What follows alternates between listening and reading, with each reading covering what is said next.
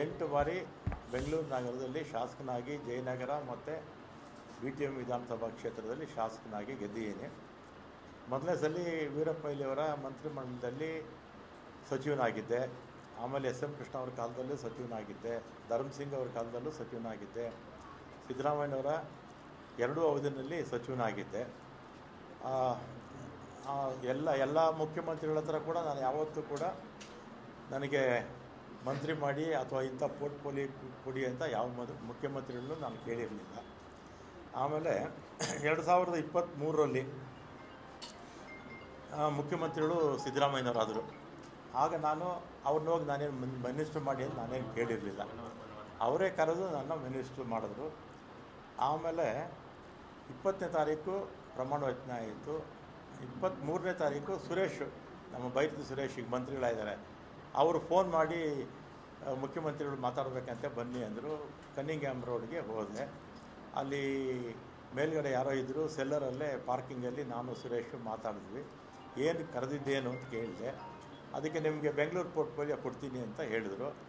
ಅಷ್ಟೇ ತಾನೇ ಫೋನಲ್ಲಿ ಹೇಳಿದರೆ ಸಾಕಾಗಿತ್ತು, ಇದಕ್ಕೆ ಯಾಕೆ ಕರೆದ್ರಿ ಅಂತೇಳಿ ನಾನು ಸಿದ್ದರಾಮಯ್ಯ ಅವ್ರನ್ನ ಭೇಟಿನೂ ಮಾಡಲಿಲ್ಲ. ಅವರು ಬೆಂಗಳೂರು ಪೋರ್ಟ್ಫೋಲಿಯೋ ಕೊಡ್ತೀನಿ ಅಂತ ನಾನು ಬಂದುಬಿಟ್ಟು ನಾನೇನು ಕೇಳಿರಲಿಲ್ಲ.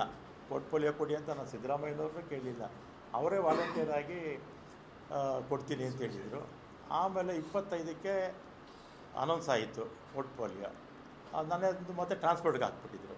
ಆಮೇಲೆ ನಾನು ಫೋನ್ ಮಾಡಿದೆ, ಸುರೇಶ್ಗೆ ಫೋನ್ ಮಾಡಿದೆ. ಅವರಿಬ್ಬರು ಜೊತೆಯಲ್ಲೇ ಕಾರಲ್ಲಿ ಹೋಗ್ತಾಯಿದ್ರು. ಯಾಕೆ ಈಗ ಆಯಿತು ಅಂತ ಹೇಳಿದೆ. ಇದು ಬೇರೆ ಬೇರೆ ಕಾರಣಗಳಿದೆ, ಇದು ಬದಲಾವಣೆ ಆಗೋಯಿತು ಅಂತ ಹೇಳಿದರು. ಆಮೇಲೆ ನಾನು 25ನೇ ತಾರೀಕು ಮಾತಾಡಿದ್ಮೇಲೆ ನಾನೇನು ಕೇಳಿರಲಿಲ್ಲ, ಯಾರು ಇಂಥ ಇಲಾಖೆ ಬೇಕು ಅಂತ ನಾನು ಕೇಳಿರಲಿಲ್ಲ. ಅವರೇ ಕರೆದು ಕೊಡ್ತೀನಿ ಅಂತ ಹೇಳಿದರು. ಆಮೇಲೆ ನಾನು ಬೇಡ, ನನ್ನ ಮಂತ್ರಿಮಂಡಲದಲ್ಲಿ ಇರೋದಿಲ್ಲ ಅಂತ ನಾನು ಹೇಳಿದೆ.